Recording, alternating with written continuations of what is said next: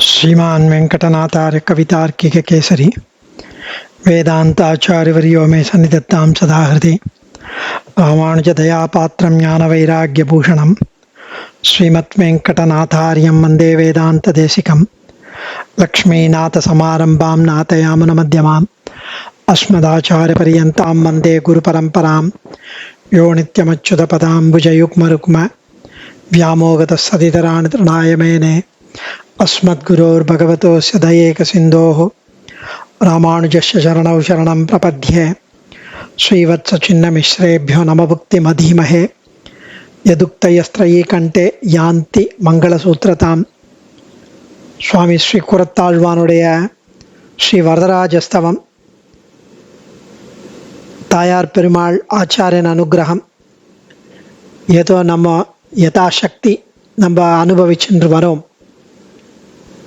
ரொம்ப ஆச்சரியமா, அதி கம்பீரமா, அனுபவ அபரிமிதமான அனுபவத்துடன் சுவாமி ஒவ்வொரு ஸ்லோகமும் முத்தா ரொம்ப ஆச்சரியமா தெரிவிக்கிறார். அதுலேயும் அந்த வியாக்கியானங்கள் ரொம்ப கம்பீரமா, ரொம்ப ஆழமா சாஸ்திரத்தை தெரிவித்து விலாவாரியா பிரமாணங்களை கொடுத்து ஏதோ அடியேன் முடிஞ்ச அளவு அதை ஷேர் பண்ணிட்டு வரேன்.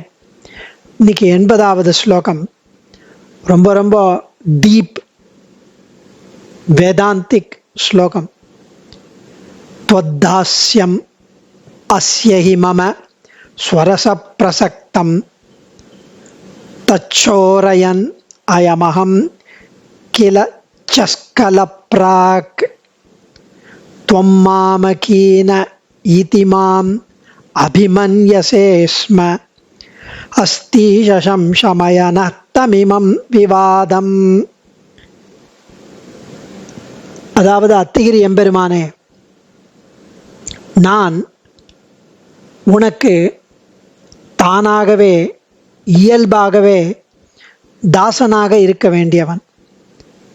துவத்தாஸ்யம், உனக்கு தாசனாக இருக்க வேண்டியவன், நேச்சுரலாகவே தானாகவே அந்த நிலையிலிருந்து நழுவி ஆத்மா அபகாரம் பண்ணி போனேன்.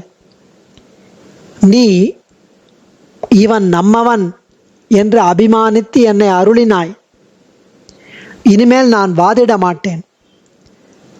இல்லை, நான் என்னைத்தான் சேர்ந்தவன், உன்னை சேர்ந்தவன் இல்லை அப்படின்லாம் இனிமேல் நான் வாதிடாமல் உனக்கும் எனக்கும் பிணக்கு வராமல் இருக்க நீயே அருள்வாய் என்று சொல்வது ஒரு எசன்ஸ், இந்த ஸ்லோகத்தோட எசன்ஸ். ஹஸ்தீஷா, இவ்வளவு மகா பாப்பியான அடியனுக்கு உன் பக்கம் தாஸ்யம் பூண்டிருப்பது, உனக்கு தாசனா இருப்பது இயல்பாகவே ஏற்பட்டது. ஸ்வரசமான ஸ்வதசித்தமான உறவு அது. எப்பவுமே அந்த உறவு உனக்கு தாஸ்யம் என்பது. தாசபூதாக ஸ்வத சர்வே ஹியாத்மானஹ பரமாத்மனஹ அப்படின்னு மந்திரராஜபத ஸ்தோத்திரத்தில் ருத்ரன் தெரிவிக்கிறார். நான் தாசபூதன் நேச்சுரலி உனக்கு, பரமாத்மனுக்கு அப்படின்னு. ஆனால் இதுவரை இந்த நிலையிலிருந்து நான் நழுவி ஸ்வரூபத்தை, என்னுடைய ஸ்வரூபத்தை, அதாவது உனக்கு தாஸ்யன் என்ற பாவத்தை களவு செய்து போனேன். இதுதான் மிகப்பெரிய திருட்டு, ஆத்ம சௌரியம், ஆத்ம திருட்டு, ஆத்ம அபகாரம். அப்படி இருந்தும் திருடினாய ஆத்மாவை என்னுடையதுன்னு நினைச்சிருந்தாலும் நீ அடியேனை அபிமானத்துடன் பரம இவன் நம் பையல் என்று விசேஷமாக சொந்தம் கொண்டாடினாயே. நீ நடுவே என்னை வந்துய்ய கொள்கின்ற நாதன் அல்லவா, தடுத்தாட்கொள்கிறாயே. அப்பனே, நமக்குள் இந்த வழக்கு போறோம். நீ என் தாசன் என்று நீ சொல்வதும், நான் அப்படி இல்லை என்று எதிர்பேச்சு பேசுவதும் நீ முடிச்சு வச்சுடு. போறோம், ஆர்குமெண்ட்டே வேண்டாம். என் ஆத்மாபகாரம் தலையெடுக்காமல் வேரோடு இந்த சம்வாதத்தை, இந்த ஆர்குமெண்ட்டை ஒழித்தருள்வாய் என்று தெரிவிக்கிறார் சுவாமி. त्वद्दास्यम् अस्यहि मम ஸ்வரச பிரசக்தம். அஸ்திகிரிநாதனே, எனக்கும் உனக்கும் இடையிலே ஸ்வதா தானாகவே ஸ்வபாவத்தாலே நம் இருவருக்கும் முறையே உள்ள ஸ்வரூபத்தாலே சேஷசேஷி உறவு உண்டு.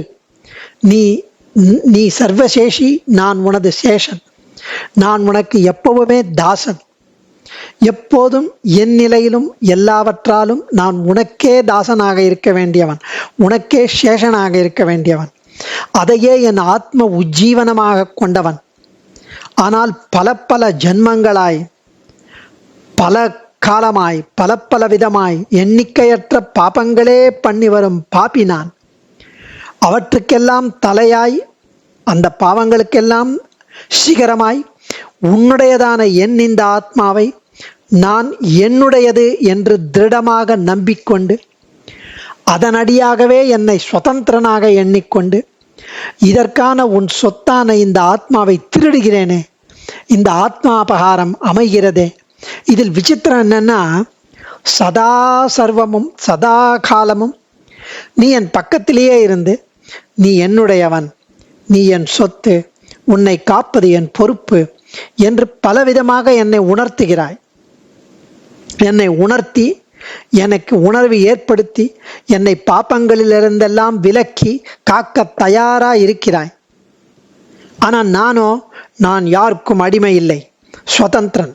என்னை காத்து கொள்ள எனக்கு தெரியும், வல்லமை உடையவன் என்று எண்ணிக்கொண்டு உன் எதிர்கட்சியிலே விடாது நிற்கிறேனே. போதும் வரதா, இந்த உனக்கும் எனக்கும் இடையேயான வாதம் விதண்டாவாதம். இதை நிறுத்தி வைத்து இந்த ஆட்டத்தை நிறுத்திரு. இனி நான் ஆத்மாபகாரம் பண்ணாது என்னை தடுத்தாட்கொண்டு உன் திருவருளுக்கு என்னை பாத்திரமாக்குவாய் அப்பனே என்று ரொம்ப அனுபவத்துடன் ஆச்சரியமாக நமக்காக தெரிவிக்கிறார் சுவாமி. தொத்தாஸ்யம் அஸ்யகி மம ஸ்வரச பிரசக்தம் தச்சோரயன் அயம் அகம் கில சஸ்கல பிராக் துவம் மாமகீன இதி மாம் இதி மாம் அபிமன்யசே ஸ்ம ஹஸ்தீஷ சம்சமயன தமிமம் விவாதம். அதாவது ஹஸ்தீஷா, பேரருளாளனே, அஸ்ய மம இத்தகைய அடியேனுக்கு, துவத்தாஸ்யம் தேவரீருக்கு தாசனாக இருப்பது, ஸ்வரச இயற்கையாய், பிரசக்தம் ஹி ஏற்பட்டதில்லையா, இது தேவரீருக்கு தாசனாயிருப்பது இயற்கையாகவே ஏற்பட்டதில்லையா இத்தகைய அடியேனுக்கு. அயம் அகம் கொடுவினையான அடியேன், பிராக் முன்பு, தத் அந்த தாசனான நிலையை, சோரையன் கொள்ளையிட்டு கொண்டு விட்டேன், சஸ்கலகில நழுவினேனாம், துவம் தேவரீர், மாம் அடியேனை, மாமகீனகா இதி நம் பையல் என்று அபிமன்யசேஷ்ம அபிமானித்தாய், விருப்புற்றாய், பிரீத்தியுடன் இவன் நம் பையன் என்று சொன்னாய், விரும்பினாய் என்னை. நகா நமக்குள் ஏற்பட்ட தம் இமம் நான் தனித்தவன் என்ற என்னுடைய ஆர்குமெண்ட்டும், நீ என்னை சேர்ந்தவன் என்ற தேவரீருடைய வழக்கும், விவாதம், இந்த வழக்கை, இந்த டிஸ்கஷனை சம்சமய தீர்த்து வைக்க வேண்டும். ஸோ எம்பெருமானுக்கு இயல்பாகவே ஸ்ரீவத் சங்காச்சாருடைய வியாக்கியானம் அதிகம்பீரியமான, ரொம்ப ஆழமான வியாக்கியானம். அது முடிஞ்ச அளவு தான் நான் சொல்ல போகிறேன். எம்பெருமானுக்கு இயல்பாகவே தாசபூத்தர்கள் நாங்கள் எல்லோரும். இதை உணராமல் இத்தனை காலம் அடியேன் தவறுகளை இழைத்து இந்த தாஸ்யத்தை தவிர்ந்தேன். அடியேனை நீ என்னை சேர்ந்தவன் என்பதை எவ்வளவோ நாளாய் தேவரீர் அபிமானித்து எழுந்தருளிருக்கிறீர். ஆனால் கொடுவினையான அடியேன் இதை இன்னமும் ஏற்காத நிலையில் உள்ளேனே. அடியேன் நிலை எப்படின்னா, நான் எம்பெருமானின் தாசன் என்பதில்லை, நான் தனித்தவன், எனக்கும் பகவானுக்கும் யாதொரு தொடர்பும் கிடையாது என்பது என்னுடைய நிலை. இத்தகைய அல்வழக்கை தீர்த்து வைத்து ஏற்கனவே தேவரீரது தாசனாக இருந்த என்னை இப்பொழுது ஏற்று அடியேனையும் ஏற்கச் செய்து இந்த வழக்கை ஒரு முடிவுக்கு கொணர வேண்டும் என்று தெரிவிக்கிறார். எம்பெருமானுக்கு யாவரும் தாசபூத்தர்கள். தாசபூதா ஸ்வதசர்வே ஹியாத்மனஹா பரமாத்மனஹா என்று மந்திரராஜபத ஸ்தோத்திரத்தில் தெரிய வருகிறது. தொத்தாஸ்யம் அஸ்யஹி மம ஸ்வரச பிரசக்தம் என்று முதல் பதத்தால் தெரியப்பட்டது. எம்பெருமானின் உடமையானவன் இந்த ஜீவன். இதை சேஷபூதன் என்பர். எம்பெருமானின் உடமையான இந்த ஜீவன் இதை சேஷபூதன் என்பர். அகமாத்மா ந தேகோஸ்மி விஷ்ணுசேஷா அபரிக்கிரகா தமேவ சரணம் பிராப்த தத் கைங்கரிய சிகீர்ஷயா. யான் அறியும் சுடராகி நின்றேன் மற்றும் யாதுமிலேன், வான் அமுதத் திருமாலடியேன் மற்றோர் பற்றுமிலேன், தான் அமுதானவன் தன் சரணே சரணென்று நின்றேன், மானமிலா அடிமை பணி பூண்ட மனத்தினனே. வேதாந்த தேசிகன் தெரிவிக்கிறார். அப்படி அடியேன் உள்ளபடியான நிலை. இந்த ஆத்மாவானது அவனுடைமை. அது எப்படின்னா, யானே என்னை அறியகிலாதே, யானே எந்தனதே என்றிருந்தேன், யானே நீ என் உடைமையும் நீயே, வானே ஏத்தும் எம் வானவரேரேன்னு 2 பதிகளை 9வது பாசுரத்தில் நம்மாழ்வார் தெரிவிக்கிறார். என்றபடி வெகுகாலமாய் இதை உணராமல் அவன் பொருளை என்னதாக எண்ணி திருடினவனை போன்றவனானேனே. திருடுதல் அப்படின்னா அயலாருடைய சொத்தை நாம் எடுத்துக்கொள்வது, அவர் அனுமதியின்றி தன்னுடையதாய் எண்ணி தான் அனுபவிப்பது, அதுதான் திருடுதல். ஸோ இந்த இடத்துல ஆத்மா சௌரியம் எந்த நிலையிலும், இந்த இடத்துல அதாவது எந்த நிலையிலும் தேவர் பிரான் தன் நிலையை மாற்றிக்கொள்ளாதபடியே தெரிவிக்கிறார் ஆழ்வான். எவ்வளவு நம்ம ஆத்மாபகாரம் பண்ணாலும், எவ்வளவு பிழைகளை நாம் செய்திருந்தாலும் அவன் அவைகளை மன்னித்து அவற்றை பொருட்படுத்தவே படுத்தாமல் இவன் நம்மவன் என்று அபிமானித்திருக்கிறானே. அதனால்தான் அபிமன்யசே அப்படின்னு ஒரு வேர்டு போட்டார்.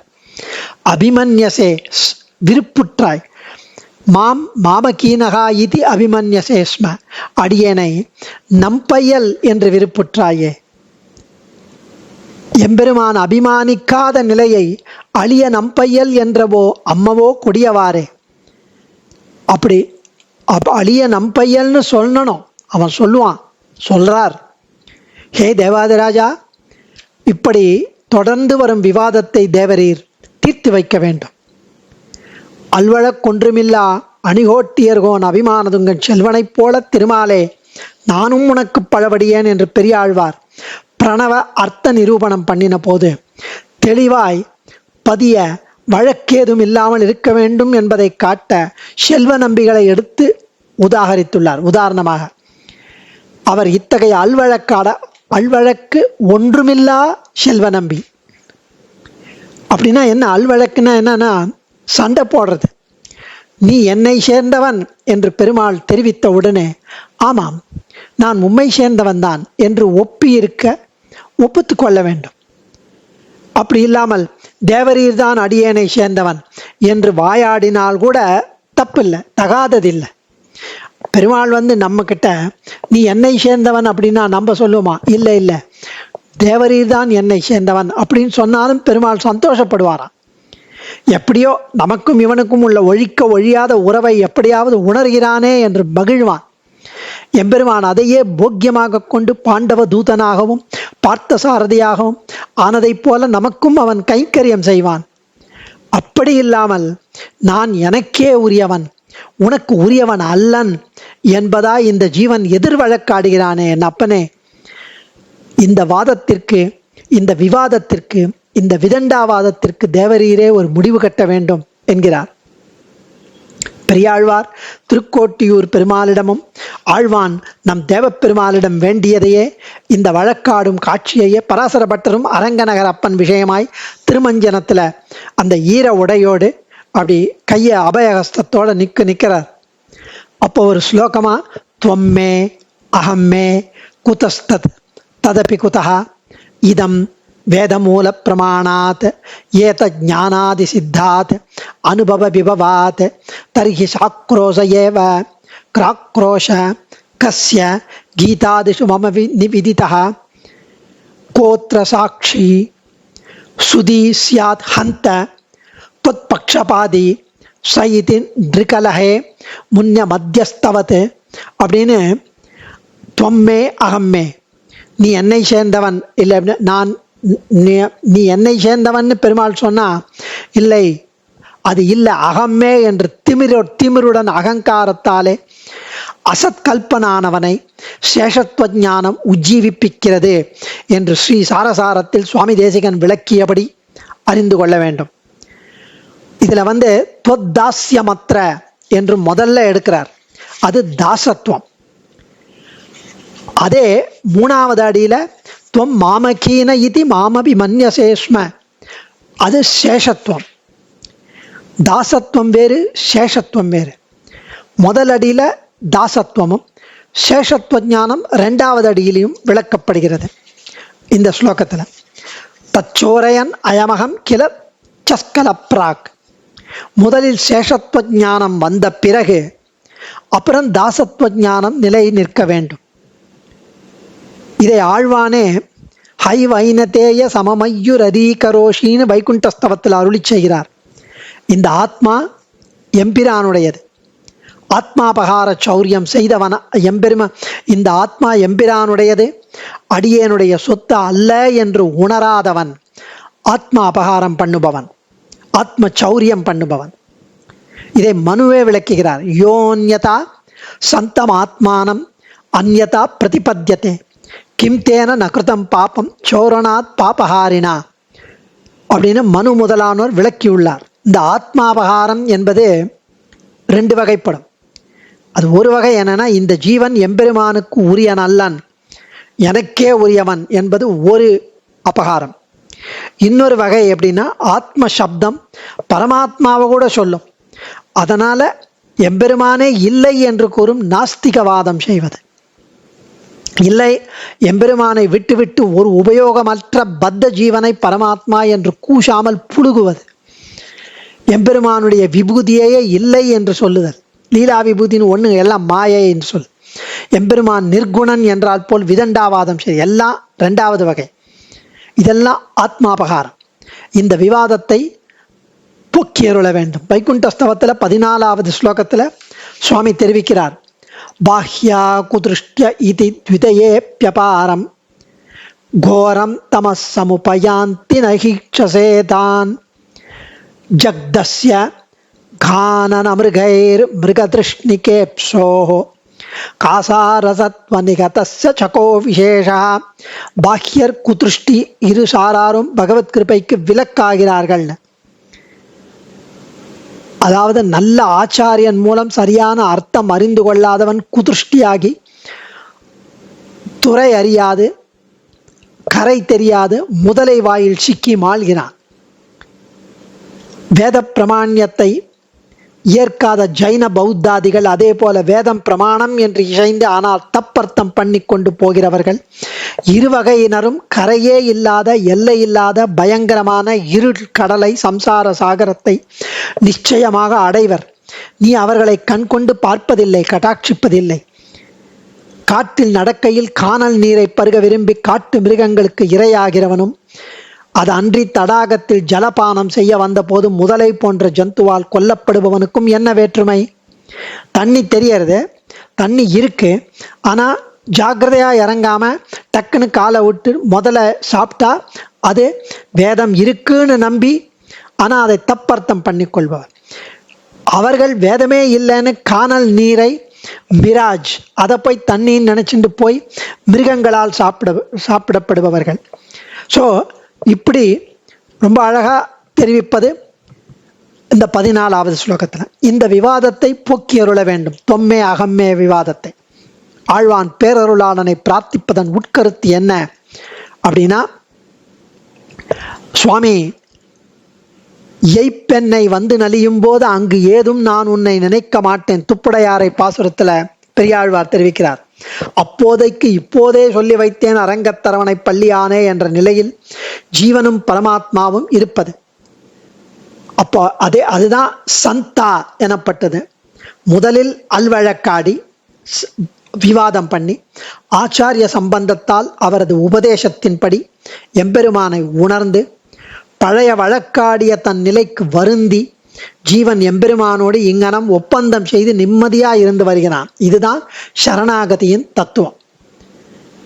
முதல்ல வழக்காடி நான் தான் எனக்கு உரியவன் அப்படின்னு, அப்புறம் ஆச்சாரிய சம்பந்தத்தால் அவரது உபதேசத்தைப்படி எம்பெருமானை உணர்ந்து தான் எம்பெருமானுக்கு தாசபூதன் என்பதை உணர்ந்து சேஷத்துவ ஞானம் வந்து அவரது உபதேசத்தைப்படி எம்பெருமானை உணர்ந்து பழைய வழக்காடிய தன் நிலைக்கு வருந்தி இவ்வளவு நாள் வாழ்க்கையை கழிச்சிட்டமேனு வருந்தி ஜீவன் எம்பெருமானோடு இங்கனம் ஒப்பந்தம் செய்து நிம்மதியாக இருந்து வருவதுதான் சரணாகதியின் தத்துவம்.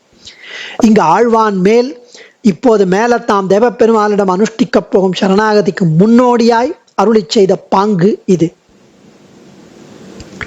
திருக்கோஷ்டியூர் நம்பிகள் ஒரு சமயம் ஆழ்வானுக்கு உபதேசிக்கும் போது அடியேனுள்ளான் உடன் உள்ளான் அண்டத்துள்ளான் புறத்துள்ளான் அப்படின்னு திருவாய்மொழி பாசுரத்தை எடுத்து விளக்கி ஆத்மாவுக்கு ஞான ஆனந்தா அந்த ஞானம் ஆனந்தம் அந்த குணங்கள் ஜீவாத்மாவுக்கு இருப்பது, அந்த குணங்களை விட பரசேஷத்துவம் தான் ஸ்வரூப நிரூபகமான தர்மம் என்று அருளி செய்ததாய் ஒரு குறிப்பு உண்டு.